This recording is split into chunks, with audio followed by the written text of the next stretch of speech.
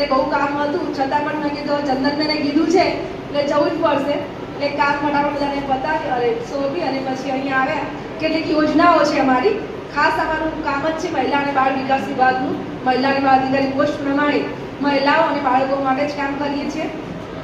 હજુ બાળકોનું કામ છે ને એ સામાજિક ન્યાય અધિકારીતા વિભાગ છે, એનો એક ભાગ છે ડીસીબી એ કરે છે, અને બીજું આઈસીડીએસ ડિપાર્ટમેન્ટ સાંભળ્યું છે ને, આંગણવાડીનું જે જ્યાં સંચાલન છે ત્યાં કરે છે. અમારું કામ અત્યારે ફક્ત ને ફક્ત મહિલાઓ માટેની યોજનાઓ છે, અમુક કાયદાઓ છે એનું અમે સંચાલન કરીએ છીએ. એમાં એક કાયદો તો આ પોસ્ટ એક્ટ કીધું ને, એનું ગુજરાતી નામ એવું છે કામકાજના સ્થળે મહિલાઓની થતી જાતીય સતામણી. એને ટૂંકમાં prevention of sexual harassment act એટલે પોસ્ટ એક્ટ એવું શોર્ટમાં બોલાય છે. પણ સાદી ભાષામાં જે આ કામ કરીએ છીએ તે આપણને કોઈ જાતીય સતામણી કરે છે તો એનો એક કાયદો છે. સરકારે 2013માં એ કાયદો બનાવ્યો છે. એની પાછળની કહાની તો બહુ લાંબી છે. કોઈ કાયદો બને, સરકારી કોઈ કાયદો બને, યોજના બને એટલે પાછી હિસ્ટ્રી હોય છે, એમને તો બને નહીં ને. એટલે એમાં એક વિશાખા નામની એનજીઓએ 1997-98માં એક બનાવેલો, એક બેન ગૌરી દેવી કરીને હતા રાજસ્થાનના. એ બાળ લગ્ન ઉપર એક સંસ્થામાં કામ કરતા હતા. કદાચ કોઈને આ બેનને ખબર છે. તો એ કામ કરતા હતા તો લોકોને નહીં ગમ્યું કે ભાઈ આ બહેનો શું આ રીતે આવી નીકળ્યા છે, બધા સમાજને ગુમરાહ કરે છે ને આમ. તો બધાએ એમને બદલો લેવા માટે થઈને એમના ઉપર રેપ કર્યો. એમને બહુ હેરાન થયા એ બેન. પછી એક સામાજિક સંસ્થા આવી વિશાખા નામની, એને રીટ પિટિશન કરી અને ઘણા બધા વર્ષો કેસ ચાલ્યો અને બેનના ફેવરમાં કેસ આવ્યો. પછી સરકારે નક્કી કર્યું કે બહેનો કામ કરવા જાય ઘરની બહાર તો એમની સેફ્ટીનું શું. આપણે કામ એટલે એવું નથી કે નોકરી છે. અહીંયાથી આપણે બેંકના કામે જઈએ, પોસ્ટના કામે જઈએ. કોઈ બેન એવી છે કે કચરા પોતું કરવા કોઈના ઘેર જાય છે તો એ પણ કામકાજનું સ્થળ છે ને. અહીંયા તમે આવ્યા છો ને તો અહીંયા પણ એક કામકાજનું સ્થળ છે. કોઈ તમને કંઈક આપી રહ્યું છે, તમે કંઈક લઈ રહ્યા છો ને, તો આ પણ એક કામકાજનું સ્થળ કહેવાય. એટલે કોઈ પણ એવું સ્થળ કે જ્યાં મહિલાઓ જાય છે અને ત્યાં કોઈ પણ પ્રકારની જાતીય સતામણી થાય છે તો આ કાયદા અંતર્ગત એમાં જોગવાઈઓ કરેલી છે કે એ 90 દિવસમાં પોતાની કમ્પ્લેન નોંધાવી શકે છે. કાયદો બહુ સરસ બનાવ્યો છે, પણ આપણા જિલ્લામાં એની સમિતિ પણ બની ગઈ છે. વનિતાબેનના અધ્યક્ષ છે. દર 3 મહિને અમે એક મિટિંગ પણ કરીએ છીએ. દીપ્તિબેન છે ને એ પણ એના સભ્ય છે. હું સભ્ય સચિવ, એટલે એમનું સરકારી કામકાજ કે હોય ને અમારી ઓફિસમાંથી થાય.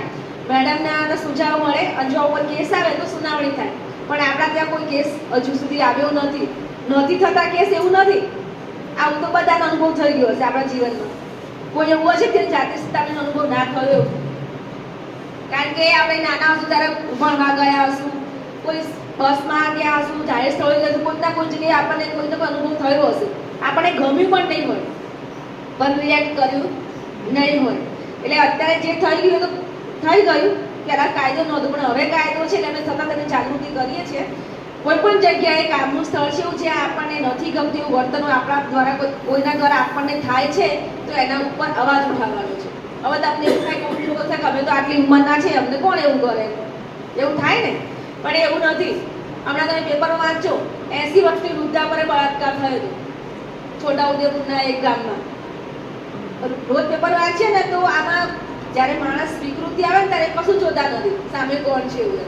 એટલે ગમે ત્યારે ગમે તે ઉપર તે થઈ શકે છે. એટલે આપણે એનો શું કહેવાય એનો વિરોધ કરવાનો છે. એવું નથી કે આપણે જે કંઈક કરે છે તો તમે કંઈક કરશો નહીં તો પછી આપણા પર હાવી થઈ જાય ને. એટલે આ કાયદાનું કામ એવું છે કે જ્યાં મહિલાઓ કામ કરે છે એના માલિકે ત્યાં સુરક્ષિત વાતાવરણ પૂરું પાડવાનું છે. જ્યારે કે આ સંસ્થા ચલાવે છે તો તે એમના તો બહેનો કામ કરે છે, તે એમની જવાબદારી છે કે અહીંયા વાતાવરણ સુરક્ષિત હોવું જોઈએ. મારી ઓફિસની જવાબદારી મારી છે કે મારો સ્ટાફ કોઈના દ્વારા હેરાન થતો ના હોવો જોઈએ. એ કચેરી વડાની જવાબદારી છે. અથવા પ્રાઇવેટ સંસ્થા હોય તો એના જે માલિક હોય એની જવાબદારી છે. અમે બધું સ્કૂલો કોલેજોમાં લગભગ આ કાયદાની ચર્ચા કરી દીધી છે, પણ છતાંય જે કેસ આવવા જોઈએ ને આવતા નથી. એટલે એનું એક કારણ એ હોઈ શકે કે આપણી જે ભારતીય સંસ્કૃતિ છે એની એક પરંપરા છે કે સ્ત્રીઓ તો વર્ષોથી દેવીનું સ્વરૂપ છે. સ્ત્રીઓને ઘરની બહાર ના નીકળાય, સ્ત્રીઓએ આમ ના કરાય, આમ કેટલા બધા બંધનો છે કે નહીં. પહેલાના હતા, હવે થોડી જાગૃતિ આવે છે એમાં ફેરફાર થાય છે. પણ છતાંય સ્ત્રીઓને એવું થાય કે જો હું અવાજ ઉઠાવીશ ને તો બધા એવું પહેલાં શું કહેશે કે બેનમાં જ કંઈક એવું હશે કે આટલા બધા બહેનો છે ને એનો નહીં આન જ કેમ થયું. અને બેન હશે ને એ પણ આવું વિચારતા હશે કે આ બેનને જ આવું થયું એમ. એટલે બહેનોની વિચારસરણી છે કે એને કંઈક થયું તો પોતાની જાતને દોષિત માને છે. મારે કંઈક થાય તો હું જ ગુનેગાર, મને એવું થાય ના ના હું જ જવાબદાર હોઈશ, મારે આમ કરવું હતું આમ નહોતું કરવું એમ. એટલે એ વિચારસરણી એવી છે ને ક્યાંક ને ક્યાંક રોકે છે અવાજ બહાર કાઢતા અથવા કોઈ ના કહેતા. ઇવન ઘરમાં પણ નથી કહી શકતા. ઘરમાં કહે છે આજે જો એક સેન્ટર ચાલે છે PBSC police base support centre કરું છું, ત્યાં કાઉન્સેલિંગ સેન્ટર આજે મોનિટરિંગ માટે મારે જવાનું વિઝિટ કરવાની હોય છે, મેડમને ખબર છે આ બધાને, તો સેન્ટર ચાલે છે. તો આજે જ હું ત્યાં ગઈ હતી, બધા કેસીસ આવતા હતા તો હું બેઠ જોતી હતી. એક બેન આવ્યા મોડાસા સિટી, આજની જ વાત કરું. હા, તો એક સારા ઘરના બેન હતા, એ આવ્યા. પછી પહેલા તો બેને વાત કરી અમારા કાઉન્સિલર બેને, પછી એમણે કીધું કે એમના સામેના ફ્લેટમાં એક ભાઈ હતા, એમને બહુ 8 મહિનાથી હેરાન કરતા હતા. એક વખત તો એવું થયું કે એમના એક ઘરમાં એના છોકરાઓ સાથે બેઠા હતા ને ભાઈ બનાયા પાડોશના નાતે કોઈ આવે તો બેસે ને, બેસાડે જ ને. તો અચાનક પેલા ભાઈએ એમને આમ હગ કરી લીધું અને કિસ કરવા માંડ્યા. તો એ બેનને વખત તરત ખબર ના પડી, પછી એમને તરત જેવી ખબર પડી એમ તરત પાણું કરી દીધું અને બહાર કાઢી દરવાજો બંધ કરી દીધો. આવું 8 મહિનાથી એમ કેટલી વાર થયું હશે. એમણે એના પતિને પણ નહીં કીધેલું. આ તો હું આજે સેન્ટર પર ગઈ એટલે ત્યાં કેસ આવેલો મારા ધ્યાને છે. બાકી આવા કેસ તો ઘણા બધા આવતા હોય છે, આગળ નોંધતા હોય બધા કેસની એ ત્યાં રજીસ્ટરમાં નોંધ થતી હોય. તો એ બેનને પછી અમે હું પણ એમાં જોડાઈ કાઉન્સેલિંગમાં અને થોડુંક સાંત્વના આપી અને પોતે જવાબદાર ના મને. પહેલાં તો કોઈ બેન સાથે થાય છે તો બેન જવાબદાર છે ને માટે, આપણી સાથે કંઈ થાય છે આપણે જવાબદાર છીએ. તો એ બેનને તો 8 મહિના સુધી પતિને જ ના કીધું પહેલાં તો, અને એ સતત લડતા હતા એમ કે હું કોઈને કહીશ તો બદનામી કોની થાય. અને આજુબાજુ શું સમજે કે આ બેનમાં જ કંઈક એવું હશે તે પેલા ભાઈ એમને આવું કરતા હશે. તો બેનને મેં કીધું તમે સૌથી મોટી ભૂલ તો તમે 8 મહિનાથી સહન કર્યું છે. સહન કરવું એ જ મોટી ભૂલ છે. અને આપણે મેં ના કીધું આગળ ભારતીય પરંપરા સંસ્કૃતિ આપણી એવું છે કે આપણને અમુક કામ કરતા કોઈ કહેતું નથી, પણ આપણું મન જ રોકે છે આપણને. આપણું ઉછેર રીતે થયું હશે કે આપણી આજુબાજુનું વાતાવરણ એવું છે કે મહિલાઓ જલ્દી ખુલીને બોલે નહીં. પોતે અન્યાય કરો સહન થાય, અન્યાય હોય તો સહન કર્યા કરે પણ બોલે નહીં. તો 8 મહિના પછી એમને નહીં લેવાયું હશે કે કંઈ એવું સંજોગ બન્યા હશે, એમના પતિને કીધું અને પતિએ પહેલાં એમને તો માર્યા એ બેનની વાત મુજબ. કારણ કે કેવું થાય, પતિ શું કરે પહેલાં પોતાના ઘરવાળા તું શું કામ આમ કરતી હતી એવું થાય ને. તો એમણે બેને કીધું મારા મેં નથી તમારા ઘરવાળા સારા કે તમે સપોર્ટ કરે તો કે મેને બી માર ખાઈ કે. એટલે પહેલાં એમણે માર્યા, પછી એના પતિ એમને એક પોલીસ મિત્ર હતા એની સાથે વાત કરીને એમને અમારા સેન્ટર પર મોકલે અને ત્યાં કાર્યવાહી થશે. મેં વિચાર કર્યો પોસ્ટ આપણે લઈને સમિતિમાં, પણ એમાં છે પુરાવા જોઈએ. જે સમિતિ છે ને જેમ વનિતાબેન અધ્યક્ષ છે એમાં અમે કેસ લઈએ સુનાવણી થાય, પણ એમાં પુરાવા જોઈએ. હવે આ વાતમાં તો પુરાવા હોય નહીં ને. કોલ રેકોર્ડિંગ એ બેને પુરાવા તરીકે પછી ઊભું કર્યું. પછી અમે ત્યાં પોલીસ સ્ટેશનમાં ત્યાં કેસ ત્યાં આપેલો છે અત્યારે. એટલે બહેનોને પેલા ભાઈને બોલાવશું, બેનને સાંભળશે, એની સામે જો ગુનો દાખલ કરવો થશે તો ગુનો પણ દાખલ થશે. એક એક્ઝામ્પલ છે, આ બધું કેટલા કેસ બને છે. આ તો આજે હું ગઈ હતી મારા ધ્યાન આવે તમને કીધું, પણ આવા કેસ રોજ બનતા હોય છે. લાખોની સંખ્યામાં આવા કેસ બને છે, પણ બહેનો છે ને અવાજ ઉઠાવતી નથી. હવે એ બેન 8 મહિના સુધી સહન કર્યું તો એમની માનસિક સ્થિતિ પણ બગડી ગઈ છે. બગડી મીન્સ કે ગમે ત્યારે એગ્રેસિવ થઈ જાય. ઘરમાં કંઈ પણ હાથમાં આવે તો એમાં ઘરવાળા કહેતા કાલે 2 વાગ્યા સુધી આ બેન ઊંઘ્યા નથી, મને કંટ્રોલ કરવા કે અઘરા પડી ગયા હતા. મેં સાયકાટ્રી તમારા સરકારી કોટેજ હોસ્પિટલ ભિલોડા છે, બધાએ નામ સાંભળ્યું હશે. એના મેડમ છે બિંદલબેન કરી, એ બહુ સરસ કાઉન્સેલિંગ કરે છે. એનો સંપર્ક નંબર આપ્યો છે. સાયકાટ્રિકની પણ દવા ચાલુ છે. બધું સાયકાટ્રિકની દવા લો, કારણ કે કંઈ ઘટના બને ને એની અસર બહુ ગંભીર પડતી હોય છે. સુખનો પ્રસંગ હોય તો આપણે 2-4 દિવસ ભૂલી જઈએ છીએ, પણ દુઃખનો પ્રસંગ આપણી સાથે બને ને તો આપણે વર્ષો વર્ષ યાદ રહે છે. અને પાછી ફરીથી કેવી ઘટના તરત પેલું સ્પાર્ક થાય. સુખ હોય તો આપણને બહુ આમ ક્ષણિક હોય, થોડીક સમયમાં ભૂલી જઈએ, પાછું બીજું કંઈક નવું આવે કે દુઃખ ભૂલાતું નથી. એટલે આટલી હદે બહેનોના માનસિક સ્વાસ્થ્ય પર પણ આવી બાબતો અસર કરતી હોય છે. આ કાયદાનું અમે અમલીકરણ કરીએ છીએ. કોઈ ફરિયાદ કરે ને લખાવા ના આવે, પણ ધારો કે અહીંયા કીધું તો તમારે ભલે તમારી સાથે એવું ના થાય, પણ તમારા ઘેર છોકરીઓ હશે, છોકરાની વહુ હશે, પોતરીઓ હશે, બધા હશે ને, બધા કોઈ બહાર જતા હશે તો ક્યાંક આવું થાય તો સૌથી પહેલા અવાજ ઉઠાવવાનું કામ કરવાનું છે. ન્યાય પેલું છે ને, જે દોષ તમે સહન કરો ને એ પણ એક તમે દોષિત ગણાવો. દોષ આપણો ના હોય ને આપણે સહન કર્યા કરીએ તો આપણે પણ દોષિત સાબિત થઈ શકે. એટલે જ્યારે પણ આવું કંઈ થાય તો ક્યારે સહન કરવાની વાત નહીં, પહેલી જ વખતે થાય ને ત્યારે જ કહી દેવું પડે હું દરેક કાર્યક્રમો કહું છું. ઘરેલું હિંસાનો પણ એક કાયદો છે 2005નો, એ પણ અમારે ત્યાં અમલીકરણ થાય છે. ઘરેલું હિંસાનું પણ એવું જ છે કે એકવાર બેનમાંથી કંઈ ભૂલ થયું અને ઘરવાળા કંઈ બોલ્યા તો બેન જો ચૂપચાપ સહન કરી લે ને કંઈ બોલે નહીં સામે, તો પછી બીજી વાર થોડીક એથી બધા ભૂલ થાય તો પેલા વધારે ઉગ્રવાજે બોલે અને ત્રીજી વાર આવું થાય ને સીધા મારે જ. કેમ? પહેલી વાર ભાઈ કંઈ બોલે તો બેને કંઈ સામનો કર્યો નહીં, બીજી વાર પણ નહીં કરે એટલે પેલા સામેનું પાત્ર કેવું થયું, આ તો કંઈ કરશે જ નહીં, હવે હું જે કરીશ એ સહન કરશે જ, એવું થાય ને. પછી તમે એક વાર ના બોલો, 2 વાર ના બોલો એટલે રોજની આદત બની જાય. અને પછી કેસ ક્યારે કરે? 4-5 વર્ષ થાય, 8 વર્ષ થાય, 10 વર્ષ થાય કે હવે નથી સહન થતું, પછી બધા કેસીસ કરે. એમાં પાછી કેસ કરે એટલે પાછી માનસિક સમસ્યા ઊભી થાય કે ના હોય, કારણ કે એક વાર ઘરમાં કંઈ થાય ને મગજ સતત એ વિચારતું કરતું હોય, નેગેટિવ વિચારો આયા જ કરે. એટલે હું બધાને જ્યારે પણ આવું થાય ત્યારે પહેલી જ વારનો પ્રતિકાર કરવાનો. આપણે સાચા હોય ખોટા, સાચું તો વાત રજૂ કરવાની જ, નહીં તો આ પછી કાયમ માટે આપણે ટેવાવું પડશે કે ભાઈ મારે ને આપણે સહન કર્યા જઈએ, તો એ જિંદગીનો કોઈ મતલબ ખરો? ભગવાને આટલી સરસ આપણને જિંદગી આપી હોય તો કોઈના માર ખાવા માટે કે કોઈના મહેનતોને સાંભળવા માટે કોઈની મજબૂરીનો લાભ આપણે શું કામ લઈએ? એટલે બહેનોએ હવે તો જાગૃત થવું જ પડે. થવું પડે કે ના થવું પડે? એટલે આપણી સાથે ના થતું હોય તો આપણે ભાગ્યશાળી છે, પણ કોઈની સાથે ના થવું જોઈએ. એવું નહીં કે હું મારે ન થતું એટલે હું બસ મારું જ જોવાનું, એવું નથી. આપણે એક સમુદાયમાં રહીએ છીએ, તમારું મન આ મિત્ર વર્તુળ હતું અથવા તો મંડળ હતું એટલે તમને બધા ભેગા કરે. તમે એકલા કોઈના જોડાયા ન હોય તો કોઈ યાદ કરે અત્યારે? આપણે એકબીજાના પૂરક છીએ ને, સમાજમાં સમુદાયમાં બધા સાથે રહીએ છીએ, તો આપણા બાજુવાળા કે આપણા બેન કે આપણા જેને ઓળખીએ છીએ એની સાથે પણ આવું ના થાય ને, આપણી જવાબદારી છે. એટલીસ્ટ આપણે જાગૃત તો કરી શકીએ કે નહીં? એટલે આ ચેનલ એમ ચાલે, જાગૃતિ એકદમ ના આવી જાય, એક જણ શીખે, બીજા જણ શીખે, ત્રીજા જણ શીખે, એમ કરતાં કરતાં બધામાં જાગૃતિ આવે અને બધા સામનો કરે, પોતાના હક માટે પોતે જાગૃત થાય અને લે તો જ જાગૃતિ કહેવાય. નહીંતર એક જણ 2 જણ આગળ આવે અને 98 જણા સહન કરતા હોય તો એ સમાજની સાચી દિશા નથી. છે બધા જ બહેનો એક સમાન હોવા જોઈએ ને.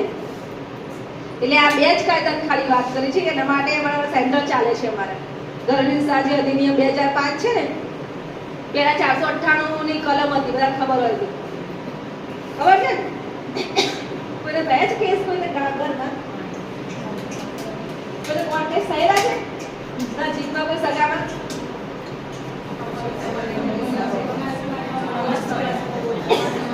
બહુ સારું છે, નોંધી થાય ને તો બહુ સારું છે.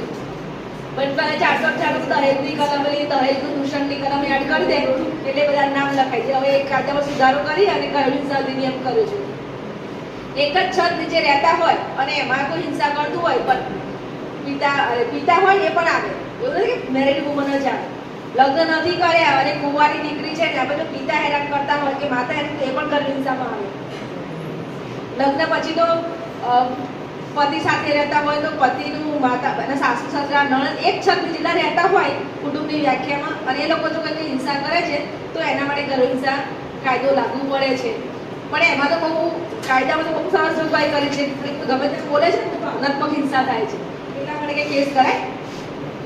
પણ બહુ વધારે થતું હોય ને ત્યારે લોકો કેસ કરતા હોય છે. કાયદો બહુ સરસ બનાવે છે, પણ આપણે એટલું શીખવાનું છે કે આપણે જાગૃત રહેવાનું છે અને આપણી આજુબાજુનું વાતાવરણ પણ જાગૃત થાય એવું આપણે પ્રયત્નો કરવાના છે. બરાબર કે નહીં? આ તો કાયદાની વાત થઈ. અને આના માટે એવું નથી કે તમારે કોઈ જગ્યાએ, ધારો કે તમારું ગામ છે અથવા તમારું મંડળ છે, તમારે કંઈ આવો કાર્યક્રમ કરવો છે તો તમે જે તે કચેરી કહેશો તો એ આવીને તમને સમજાવશે. તો નહીં બધું આપણે જ કહી દઈએ, કદાચ આપણે કંઈ મિસ થઈ જાય, એપ્રોપ્રિએટ વાત ના થાય તો આખું સમાજ સુરક્ષા હેઠળ છે ને એક યુનિટ ચાલે છે DCBU કરીને, બાળકો માટે સતત કામ કરે છે આ લોકો. એટલે આવું જો કંઈ જગ્યાએ કંઈ થતું હોય તો એ લોકો બધું સમજાવે કે ભાઈ ગુડ ટચ કોને કહેવાય, બેડ ટચ કોને કહેવાય, મહિલાઓએ શું કરવું, બાળકોએ શું કરવું. અને બહુ સરસ એ લોકો કામ કરે છે. અમારી ઓફિસમાં પણ બધા માણસો જે જાય છે પણ લિમિટેડ માણસો છે. 7 જણા હોય, 7 જણાથી આખો જિલ્લો કવર થાય. એટલે અમે સ્કૂલ કોલેજને ટાર્ગેટ કરીએ છીએ. ગામડામાં બહેનો સુધી તો જાય ત્યારે વાત કરે, પણ આપણા આવા નાના સમૂહ હોય ને, સખી મંડળો બહુ છે જિલ્લામાં, પણ બધા એક્ટિવ નથી હોતા. ગામમાં જઈએ ને સખી મંડળો બોલાય ને 1-2 ને આવે, બીજા બધા તો આવે જ નહીં. કારણ કે કોઈ ક્યાં ગયું હોય, કોઈને ખબર નહીં પોતાના સખી મંડળનું નામ શું છે. પેપર પર બધા હોય છે પણ એક્ટિવ કોઈ હોતું ખાસ હોતું નથી. સખી મંડળની જે બહેનો હોય ને એના માટે તો આ બહુ સરસ જોગવાઈ કરેલી છે કે દર મહિને મીટિંગ બોલાવી, કોઈ બીજા એક્સપર્ટને બોલાવવા, બધી યોજનાઓની વાત કરવી. એટલે તમે અલગ અલગ ગામોમાંથી હશો ને, તો તમારે ત્યાં પણ આવું કામ થઈ શકે. અને કદાચ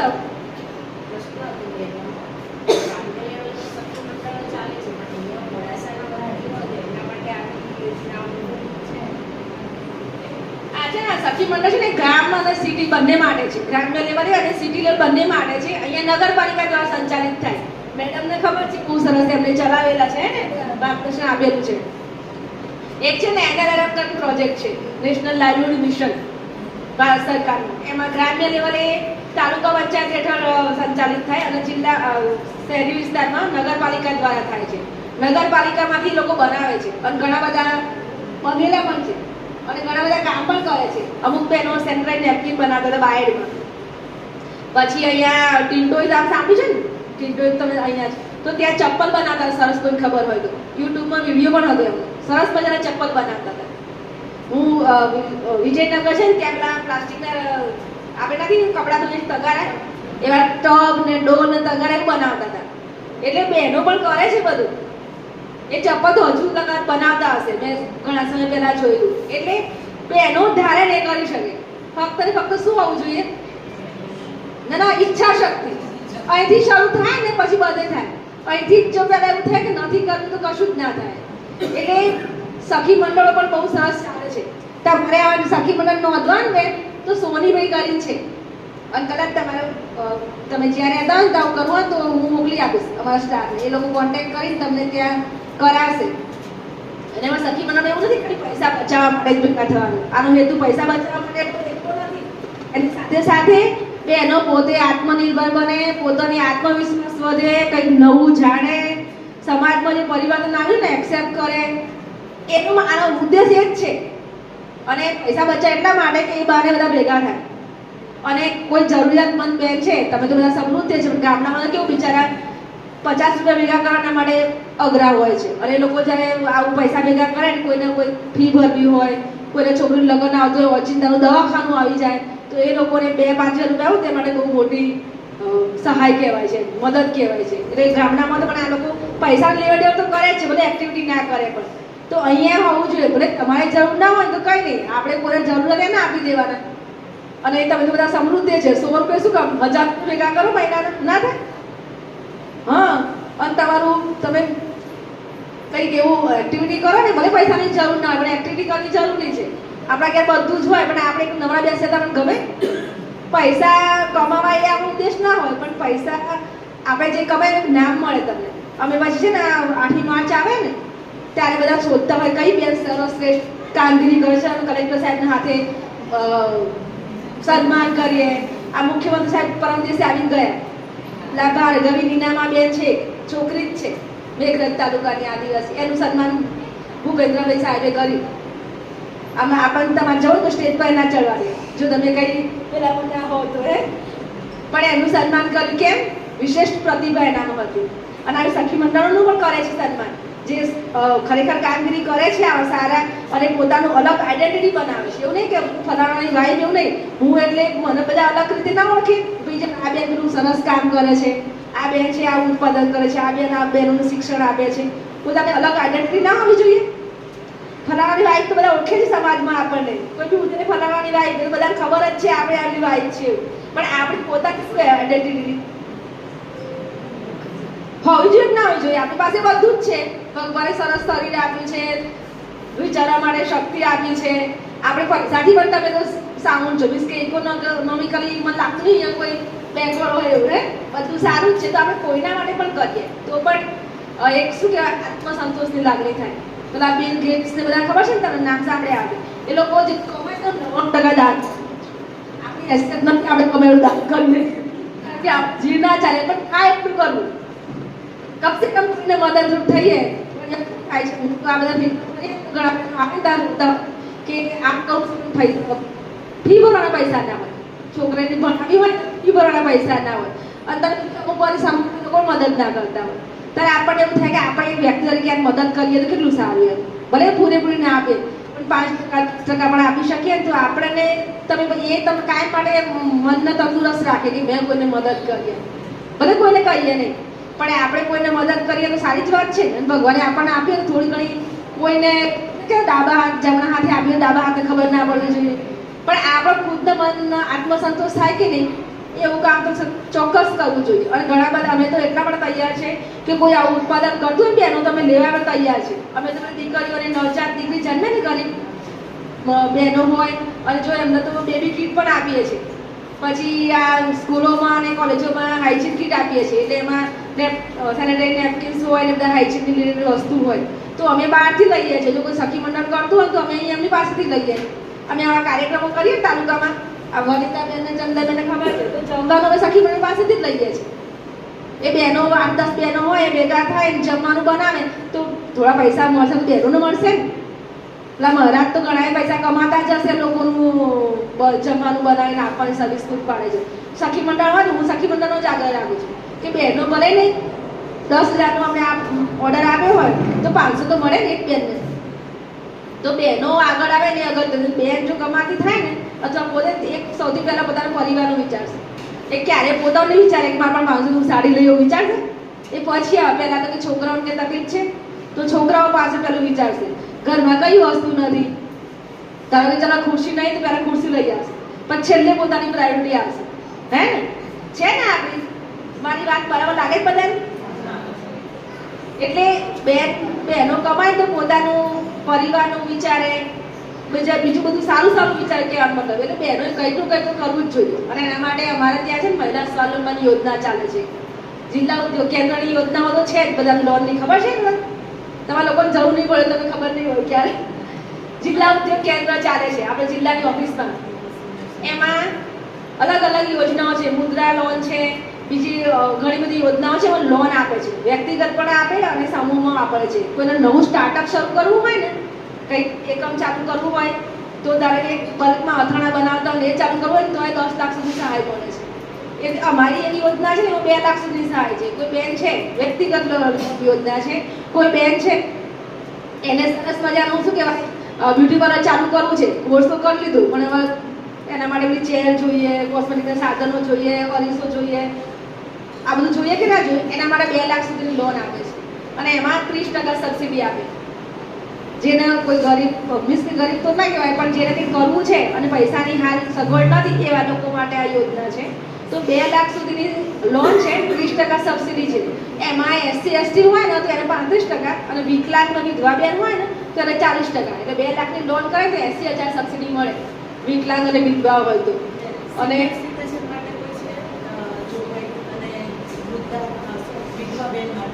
એ આપણે કે વિધવા અને વિકલાંગ હોય ને તો 40% સબસિડી મળે. એટલે બેન હા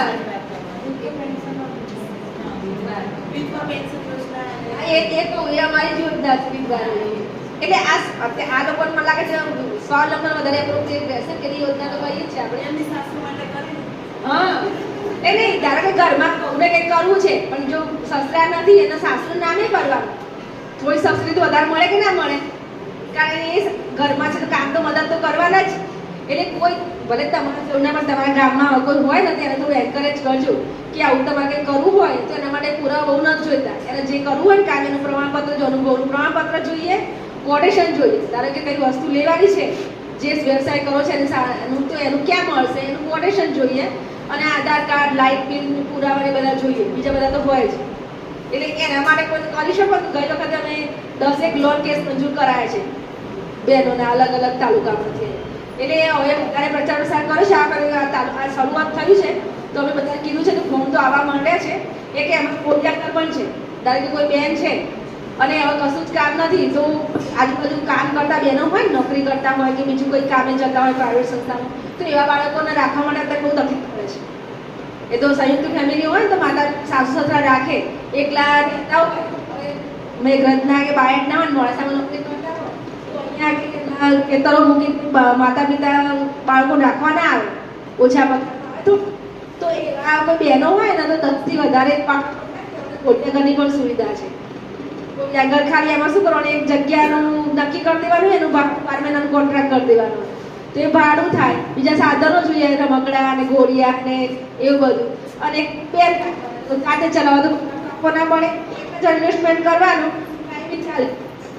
2-3 ભેગા કરીને કરતો હોય અને જે બાળકો મૂકે છે એની પાસેથી ફી લેવાની. ₹500-600 આપે કે ના આપે? જેવું તમે સુવિધા હોય એવી ફી લઈ શકો. એક આ પણ યોજના છે. હું તો ઘણી વખત કંઈ કરવું હોય, ઘેર બેઠા કંટાળતા હોય તો આવું કંઈ કરી શકાય. તો કોઈના બાળકોને સાચવો તો તમને કંઈક કામ મળે અને કોઈક રોજગાર મળે. એ ઘણા બધા 7 પ્રકારના વ્યવસાય છે મહિલા સ્વાવલંબન યોજનામાં. આ 1-2 તમને કીધા. પછી એક આ વિધવા સહાય કીધી ને, એ અમારી જ યોજના છે, પણ મહાનગર દ્વારા એને અમલીકરણ થાય છે. કોઈ 1,20,000 ઓછી આવક હોય એના માટે બહુ સારા કરનાર હોય, બધું સારું હોય તો લેવાની સરકાર આપે તો બધા ઘણા એવી માનસિકતા છે. ગામમાં જઈએ ને, હું 2-3 વખત ગામમાં ગઈ તો પછી જઈએ ને વિધવા સહાય મળે, અમે વેરિફિકેશન કરવા જઈએ. કોઈ વાર થઈ ગયું સહાય વધારે રકમ જમા થઈ ગઈ હોય તો 50,000 ઉપર આપવાના હોય તો વેરિફિકેશન કરીએ. એકવાર હું પણ ગઈ હતી તો એક બેનના ઘેર ગયા તો સરસ 2 માળનું મકાન, બધું શું આકર ભેંસો બધું. છોકરો અમદાવાદ નોકરી કરે અને પોતે કે ઉપર અમદાવાદ જઈ આવે. તો પછી મેં 250 કેમ લેવા છે? તું કે સરકાર આપે તો લેવાના જ હોય કે. એટલે આપણી વ્યક્તિ આમાં મળવા પાછળ તો આપી જ દેશે. કોઈ બધા ઘેર જોવા જતા નથી. જાય છે કોઈ? 37,000 બહેનો લાભ લે છે. આપણા જિલ્લામાં 37,000 બહેનો વિધવા સહાયનો લાભ લે છે. અરવલ્લી જિલ્લો કેટલો નાનો વિચાર કરો. નાનો છે, બીજા જિલ્લાની કરતા નવો જિલ્લો ને, તો આપણો નાનો જિલ્લો છે તો એ 37,000 બહેનો આ યોજનાનો લાભ લે છે. અને દર મહિને 4.5 કરોડ વિધવા સહાય પાછળ આપણે આપીએ છીએ. 4.5 કરોડ દર મહિને. એટલે એટલા બહેનો લાભ લે છે. અને એમાં ખરેખર છે કે 1250માં એ પોતાની દવાએ લાવે છે, નાનું મોટું કામ પણ કરે છે. અને અમુક બહેનો એવા છે કે જે ખરેખર જરૂર નહીં તો લઈ રાખે છે. એટલે ખરેખર જેને જરૂર છે, ગરીબ કહેવાય ને એવા, તો આ લોકોને ના મળતી હોય તો ખાલી ગ્રામ પંચાયતમાં ફોર્મ ભરાય છે. આમાં ક્યાંય જવાની જરૂર નથી. આ વિધવા સહાય વૃદ્ધ સહાય મળે, વિધવા સહાય ગમે તેને મળે. 1,20,000 ઓછી આવક ગ્રામ્ય લેવલે અને 1,50,000 ઓછી સિટી લેવલે. અહીંયા સિટીમાં રહેતા હોય, પુરાવા સિટીના હોય તો 1,50,000 એથી ઓછી આવક જોઈએ અને ગામડામાં હોય 1,20,000 ઓછી આવક જોઈએ. ખરેખર જેમ જવું છે ફોર્મ ભરાવા જોઈએ. લગભગ કોઈ બાકી નથી હોતું. વિધવા સહાય બધી બહુ જૂની યોજના છે, 1978ની યોજના છે. એટલે બધાને લગભગ ખબર છે અને બધા ફોર્મ ભરે છે. અને દર મહિને 400-500 અમારા એડ થતા જાય છે લાભાર્થીઓમાં. બધા 6 તાલુકા છે ને, આપણે 6 તાલુકાના. એટલે એ લોકોમાં જાણકારી છે તો લે છે. પણ એક બીજી યોજના છે વાલી દીકરી યોજના. કોઈ નામ સાંભળ્યું છે? એના બહુ ઓછા લાભાર્થી છે આપણા જિલ્લા. એના લાભાર્થી વધારવાના માટે બહુ પ્રયત્નો કરીએ છીએ. અમે કોલ કરીએ છીએ. ટેકો એક હેલ્થ આરોગ્ય વિભાગ છે ને, એનું એક સોફ્ટવેર છે ટેકો કરીને. એમાં આશા વર્કર છે ને, કોઈને કે દીકરો કે દીકરી જન્મે ને તો મોબાઈલમાં એન્ટ્રી કરે છે. પછી આ ડેટા આખા સંકલિત થાય જિલ્લામાં. એમાંથી અમે આખું લિસ્ટ લઈએ છીએ. તો મહિને છે ને 4,000 દીકરા કે દીકરી બંને જન્મે છે મહિને આપણા જિલ્લામાં. એવરેજ હોય, એનાથી વધારે થાય ઓછા થાય. એવરેજ 4,000 બેબીનો જન્મ થાય છે. એમાંથી અમે બેબીનો જે હોય ને એને કોલ કરીએ છીએ. તો એક બધા સ્ટાફના કામે વગાડે છે અને કોલ કરે ભાઈ તમારી યોજનાની ખબર છે, તમારી 2 લાખથી ઓછી આવક છે કે, તો તમે આ ફોર્મ ભરી શકો છો. તો હવે મહિને 50 હવે 2 મહિનાથી થયા છે. નહીંતર 8-10 એવા જ ફોર્મ આવે છે. એમાં શું છે, મેઇન કારણ કેમ ફોર્મ નથી આવતા, તો આમાં માતા પિતાનું લગ્ન સર્ટિફિકેટ ફરજિયાત છે. આમાંથી કેટલા જનરલ લગ્ન સર્ટિફિકેટ છે? તો એ જૂના લોકો જોડે નહીં હોય તો સારું છે. એટલે હું તો જ્યાં જાઉં ને ત્યાં જો લગ્ન થવાના હોય તો પહેલાં લગ્ન પછી બધી વિધિ પતે ને પછી પહેલું કામ લગ્ન સર્ટિફિકેટ કરાવવાનું કરજો.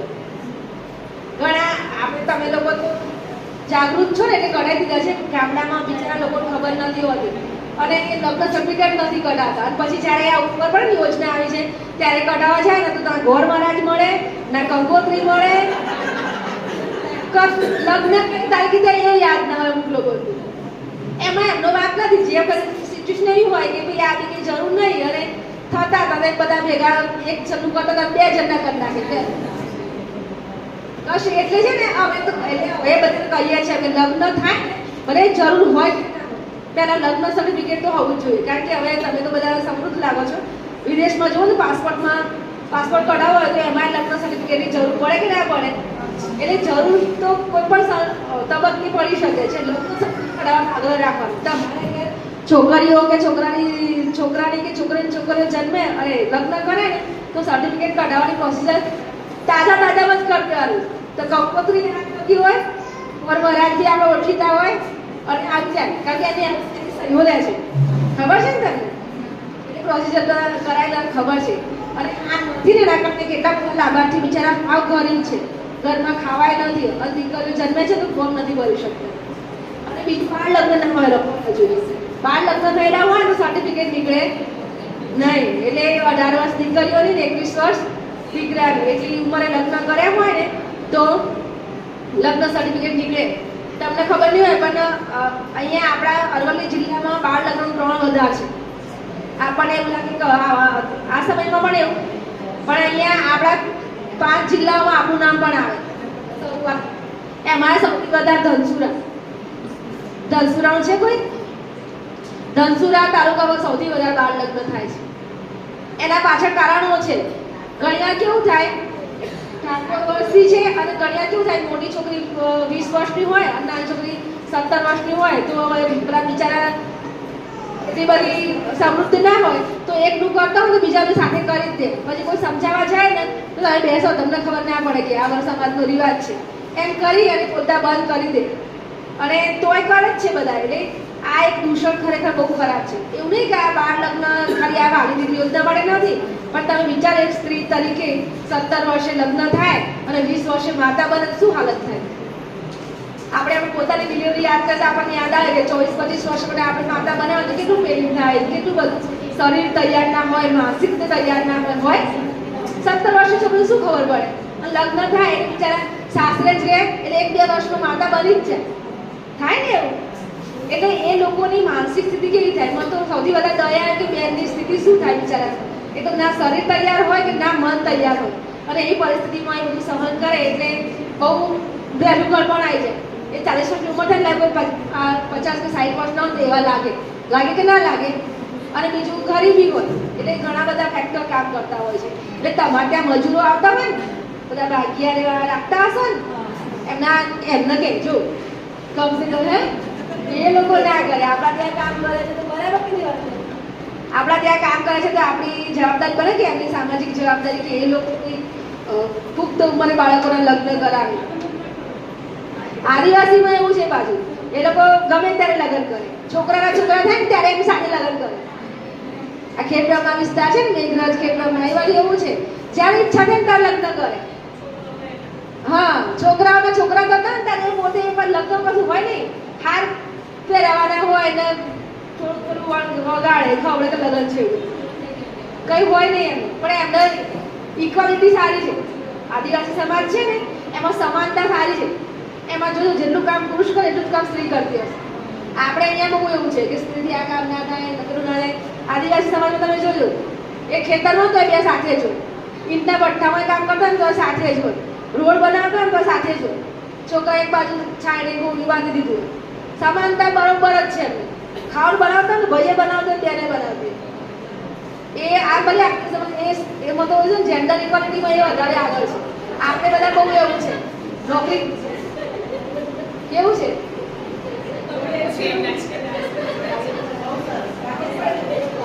ના એ સારું જ છે, એટલું આવવું જ જોઈએ.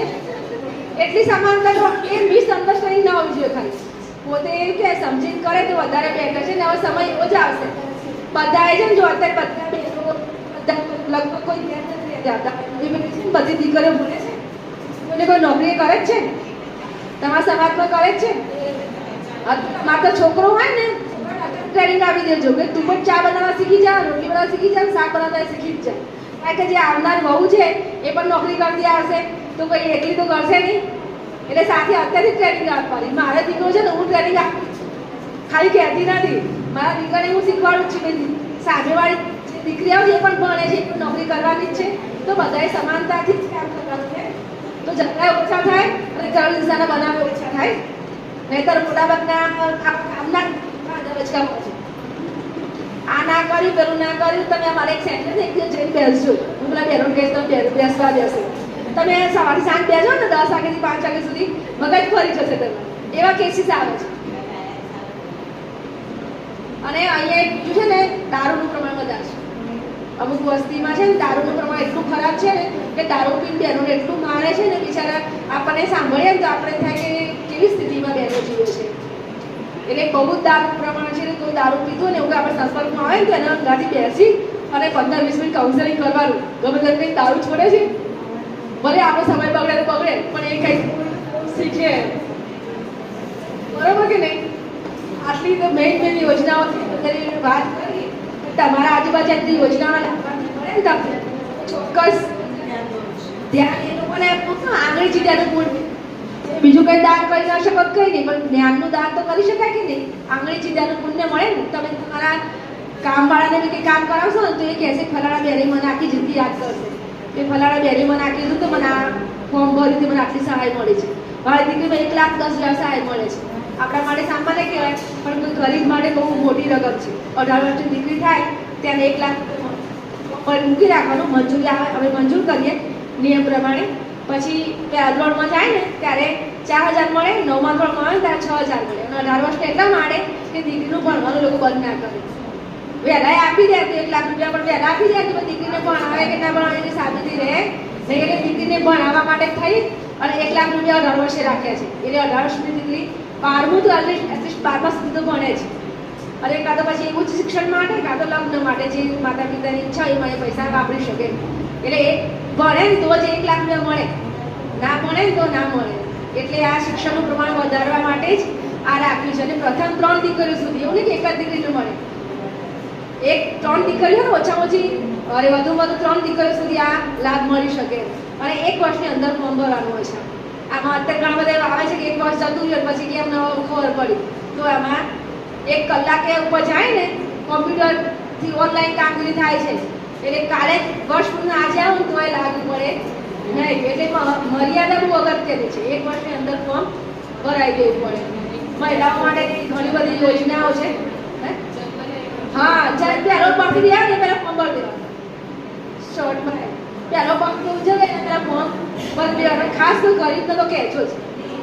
કદાચ કોઈ સારું શું કહેવાય હોય આર્થિક રીતે સગવડ ના ભરે ને પણ ચાલે, પણ કોઈ ગરીબ હોય ને આપણે ખાસ સરસ સરકારે યોજના પાડી છે. બેટી બચાવો બેટી પઢાઓ યોજનાને સમર્થન કરતી એક યોજના છે. એટલે તમે લોકો સામાજિક જવાબદારી તો નિભાવતા જશો. કોઈ નહીં 1 का 3 સન્માન 1 જગ્યાએ 3 જગ્યાએ 3 6 ચેનલ ચાલે. હા, આ તો છે ને આમાં કોઈ ક્રેડિટ મળે કે ના મળે, પણ અંતરાત્માનો આપણને સંતોષ મળશે. કોઈ કહે કે ના કે આપણને ખુદ એવું થાય કે મેં આ સારું કામ કર્યું હે ને. હા, પાલક માતા પિતા યોજના છે, સમાજ સુરક્ષા યોજના છે. નામ સાંભળ્યું બધાય? પાલક માતા પિતા. એક વાલી હોય ને, ધારો કે મુખ્ય કમાનાર વ્યક્તિ પિતા હોય અને એનું અવસાન થાય ને તો એવા બાળકોને આ પાલક માતા પિતાનું મળે છે. અથવા જેને બંને માતા પિતા ના હોય અને એનો દાદા દાદી કે નાના નહીં રાખતા હોય એવા બાળકો માટે આ યોજના છે. પાલક માતા પિતા દર મહિને 3,000 રૂપિયા એક બાળકથી જ મળવા પાત્ર છે. હમણાં કોરોનામાં કેટલા બધા લોકો મરી ગયા ખબર છે આપણને, તો એવા ઘણા બધા લોકો એ લાભ લે છે. એ અમારી યોજના નથી, અમારી બાજુની કચેરીની યોજના છે સમાજ સુરક્ષા. પણ આવા કોઈ હોય ને તો એમને આ મળવા પાત્ર છે. અને પછી માતા પણ બીજું લગ્ન કરી બીજે જતા રહે હોય તો એના માટે પણ અલગ યોજના છે. એટલે આવા કોઈ હોય ને મુખ્ય પિતા ના હોય ને એના તો મળે જ છે. આજે 3,000 રૂપિયા દર મહિને એક બાળકને. એટલે જો કોઈ ગરીબ હોય 3,000માં તો આખું ઘર ચાલી જાય. 18 વર્ષથી નીચે, હા 18 વર્ષથી નીચેની ઉંમર હોય ને બાળકની વ્યાખ્યામાં આવતું હોય એ પ્રમાણે. પછી તો 18 વર્ષ ત્યારે તો સર્જરી થાય એટલે તો પછી બીજા કાયદા લાગુ પડે. એટલે આવા કોઈ હોય ને તો એને સમાજ સુરક્ષા ઓફિસે મોકલી દેવાય.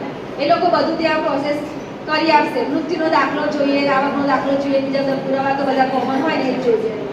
એટલે આવા કોઈ હોય ને તો બિચારા એમનું ઘર ચાલે. 3,000માં તો એમનું કરિયાણું પણ આવી જાય, બાળક બી ભણી લે અને ઘણી સાંત્વના રહે. કોઈની પાસે માગવા તો ના પડે. અત્યારે સૌથી મોટી વાત કોઈ આપે ને 1,000 રૂપિયા 10 વર્ષ કે 1,000 રૂપિયા આપે, 1,000 રૂપિયા આપે, અને એ સહજ ના થાય કોઈ થાય. એટલે બિચારા આપણા મજબૂરીના મારે બધા લેતા હોય, પણ જો આવું સરકારી સહાય હોય તો કોઈનું અહેસાન નહીં અને પોતાનું ઘર શાંતિથી ચાલે. એટલે આવા બધા જો લાભાર્થી આજુબાજુ દેખાય તો તરત જ આ કહેવાનું બીજા બધા કામ કરતા મૂક્યું. હું તો કોઈના છોકરી રીતે છોકરો કેવાય ખબર કાઢવા જાઉં તો બે ઘણી બધાનો પ્રચાર પ્રસાર કરતી આવે. છોકરી થયો તો પેલું આઈડી ફોર્મ પહેલું દોડી દીધું કરું ભલે ને, કારણ કે એ બીજા બધા બધી વાતો કરશે કે આમ ના કર, બીજા આવી વાતો કોઈ ખાસ કરશે નહીં. લગ્ન થવાના ને તો પહેલા કહી દો તો એ તમારું સેન્ટર છે. લગ્ન થવાના હોય ને એને પહેલા સગાઈ કરી હોય ને તો છોકરા છોકરી માટે એક કાઉન્સેલિંગ સેન્ટર ચાલુ કરી શકો કે લગ્ન પછી તમારી જવાબદારી કેવી હશે. તો ખાલી ત્યાં કાઉન્સેલિંગ જ કરશે એટલે વાતથી સમજાવશે કે તમારી કેવી આશાઓ છે, છોકરાની કેવી અપેક્ષાઓ છે. પછી એ અપેક્ષાઓ પૂરી ના થાય ત્યારે ઝઘડા થાય એટલે શરૂઆતમાં એક તૈયાર કરવાનું એક સેન્ટર ચાલે છે જરૂરી છે. કારણ કે આપણને એવું લાગે છે આ 21મી સદીની વાત ધ્યાન કરતા હતા ને, છૂટાછેડાનું પ્રમાણ બહુ વધી ગયું છે. તમને ખબર છે બહુ છૂટાછેડાનું પ્રમાણ વધી ગયું છે. કેમ? આપણને એવું લાગે પહેલા તો ને ના ગમે ને પડતી કે આખી જિંદગી બિચારા ગુજાર દેતા હતા, આખી જિંદગી જતી રહે કોમ્પ્રોમાઇઝમાં. અત્યારે કોઈ કોમ્પ્રોમાઇઝ કરે? તમારા કે મારા છોકરાઓ તો કરે, બીજા દિવસે ના પાડે તું ના તાગે જતી રહે, કહી દે કે ના કહી દે. બહુ પ્રમાણ વધી ગયું છે. સરકાર પણ આમાં ચિંતિત છે કે આપણી સમાજ વ્યવસ્થા તૂટી રહે. આ એક છૂટાછેડાની એક ઘરનો મામલો નથી, એ સમાજ વ્યવસ્થાનો મામલો છે. એક છૂટાછેડા થાય ને કેટલી ઇફેક્ટ થાય છે. આપણે આજુબાજુ નજર કરતી એવું થયું હોય તો કેટલા બધા ઇફેક્ટ થાય છે. કેટલા લોકોનું બોલવાનું બંધ થઈ જાય, કેટલા લોકોનું બિચારું એક વાર કરવું છૂટાછેડા થાય ને બીજી વાર લગ્ન કરવું ને તો એની આખી સ્થિતિ બદલાઈ જાય છે. એટલે એવું જ થાય કે બીજું આવું જ મળશે અને ઘણું બધું અસર કરતું હોય છે. એક બે વાત કરીએ પણ છૂટાછેડા થાય ને એ સમાજ વ્યવસ્થા માટે સારું નથી. એટલે લોકો એક સામંજસ્ય સ્થાપી શકે પતિ પત્ની એકબીજાના વચ્ચે, એના માટે એક સંવાદ, એક શરૂઆત નામનું સખી વન સબ સેન્ટર છે. નવી હોસ્પિટલ બને છે ને એની બાજુમાં સખી વન સબ સેન્ટર છે. એની અંદર જ એક કાઉન્સેલર છે અને આ બધી માહિતી આપે છે. એટલે તમારા કોઈ આજુબાજુનો કોઈ સગાઈ થઈ હોય તેવા છોકરા છોકરી ત્યાં મોકલજો. શરૂઆત બધું સગાઈથી સારા સારા વાતો કરે, સપના દેખાડે, ના રાજકુમાર ને રાજકુમારી જેવું જ લાગે. પછી ખબર પડે કે આ તો ક્યાં આવી ગયા આપણે. બધાનો અનુભવ છે પણ એ છે ને એને શરૂઆતથી જ આપણને આ જિંદગી તો આવી જ જવાની. તમે સપના જુઓ છો એવી જિંદગી ના હોય, વાસ્તવિકતા તો આખી અલગ જ છે. અને એક બીજું છે કે ભાગી જવાનું પ્રમાણ વધુ છે. અરવલ્લી જિલ્લામાં એ પણ બહુ પ્રમાણ વધુ છે કે છોકરા છોકરીઓ લગ્ન પહેલા ભાગી જાય છે પ્રેમી સાથે. અને એ તમને ખબર છે 58% કેસ બધા ફેલ છે. 2% કેસમાં સફળતા મળે એ કેટલું બધું સહન કરે ત્યારે. એટલે પ્રેમ લગ્ન અરે દીકરી કે દીકરો ભાગી જાય ને એ પણ એક મોટું દૂષણ છે. એટલે આપણે એવા સંસ્કાર આપીએ આપણા દીકરા દીકરીને તો જેવું હોય ને ખુલી જ કહેતું, કમસે કમ ખુલીને કહેવાનું એટલું તો આગળ રાખવું જોઈએ. જે મનમાં ચાલતું હોય ને માતા પિતા આગળ તો વ્યક્ત કરી જ દેવું જોઈએ. કારણ કે એ સુધી કોઈને કહી ના શકે. કદાચ કહે તો અમુક બધા રીઝન હોય કે આવું તો કરાતું હશે, આમ નથી એમ નાક કાપીને આમ બોલે ને બિચારા પેલાની ઓપ્શન જ ના હોય એટલે ભાગી જાય. પણ એક સ્પેસ આપવી જોઈએ. દીકરા કે દીકરી હોય ને એને આપણે 18 વર્ષ પછી તો આપણે બોલો કે ફ્રેન્ડ તરીકે રહેવાનું હોય છે. દીકરા મોટા થાય ને પછી તમે છાકોટો કરો અથવા તો ઊંચા બોલો તો કોઈ ના ગમે. આટલી ઉંમરે આપણને ના ગમે તો છોકરાને ક્યાંથી ગમે. એટલે પછી 18 વર્ષ પછી તો દીકરા કે દીકરીના ફ્રેન્ડ તરીકે, છોકરી તો ખાસ, છોકરી તો વધારે પકડશે આપણે કે તારા મનમાં કંઈ ચાલતું હોય, તને કોઈ ગમતું હોય તો ખુલ્લી વાત અમે વાત કરશે તો થોડા પ્રશ્નો ઓછા પડે. અને જે છોકરીઓ છોકરાને પસંદ કરે છે ને આમાં તો કેસીસ આવે છે તો એવા મવાલી જેવા છોકરા પસંદ કરે આપણે કે આપણે શું જોયું હશે, ના ભણેલો હોય કે ના કંઈ કમાતો હોય અને એવા છોકરાનું સારું સારું બધું બતાવે ને આમ એટલે એટ્રેક્ટ થઈ જાય પછી પાછળથી પસ્તાવાનો વારો આવે. એટલે એવું ના થાય ને એવું ખાસ ધ્યાન રાખો. તો આ પણ એક આપણા સમાજનું એક દૂષણ છે, એ ખરેખર દૂર કરવું જોઈએ. પછી એક બીજું છે દેખાદેખી. તમારા સમાજમાં છે કે ખબર નહીં, અમુક સમાજોમાં દેખાદેખી બહુ હોય. બેબી શાવરનો પ્રસંગ પહેલાં કોઈ જાણતું નહોતું. આજે 10 વર્ષ પહેલાં હતું બેબી શાવર હતું. આટલા બધા માસી બહેન ખબર હતી સિમ્પલ ફોટો ભરાવે અને આપણે પિયર જઈએ જે થયું એ પડે માસીમાં. અત્યારે બેબી શાવરના એટલા ખોટા ખર્ચા કરે તો મેં તો અમુક લોકોને એવા જોયા છે ને પૈસાની સગવડ ના હોય ને તો પણ એટલું બધું દબાણ કરે અને એવું બધું પ્રસંગો કરાવે અને સાસુ સસરાને કે પતિને દેવામાં ઉતારે. એવા પણ બહેનો મેં જોયા છે. એટલે ખરેખર આ જે એક્ઝામ્પલ છે બેબી શાવરનું. તો આવા પ્રી મેરેજ શું કહે વેડિંગ, પ્રી વેડિંગ, હા હવે તો બધા સમાજોમાં પેપરમાં વાંચીએ છીએ ને રોજ તો બધા સમાજો કે બંધ કરે, સિસ્ટમ જ બંધ કરે. પ્રી વેડિંગ છે ને એવું કે કોઈ આપણી સંસ્કૃતિમાં પ્રી વેડિંગ નામનું કોઈ આવું છે જ નહીં. ક્યાંય ગીતામાં લખેલું છે આપણે કે પ્રી વેડિંગ કરવાનું એવું કે બેબી શાવર કરવાનું કે લખેલું છે? આ દેખાદેખીનો અમુક એજન્સીઓ શું છે, પોતાના પૈસા કમાવા માટે આવું લોકોને બતાવે, એડવર્ટાઇઝમેન્ટ આવે, લોકો એમાં જોવે, પણ એ છેવટે તો આર્થિક નુકસાન જ છે. એટલે અમુક દૂષણો છે બને ત્યાં સુધી બંધ કરવા સારું, કારણ કે એમાં સૌથી વધારે ભોગ પછી આપણે મહિલાઓ ઘરમાં રહેતી હોય ને, એટલે એમના પર જ કાપ પહેલું આવે, એમને સાંભળવાનું આવે પહેલું. એક પ્રસંગ પત્યા પછી પણ તમે કીધું એટલે કર્યું, આમ કર્યું, તેમ કર્યું. જે દેખાદેખીમાં જે થતું હોય સામાજિક કુરિવાજો, એ બધા ખરેખર બંધ કરવા જોઈએ. આપણો આત્મા કે એ જ કરવાનું, આ કરવું જોઈએ, યોગ્ય લાગે છે તો કરવાનું, બાકી કોઈને બતાવવા માટે કરવાનું નહીં. તમે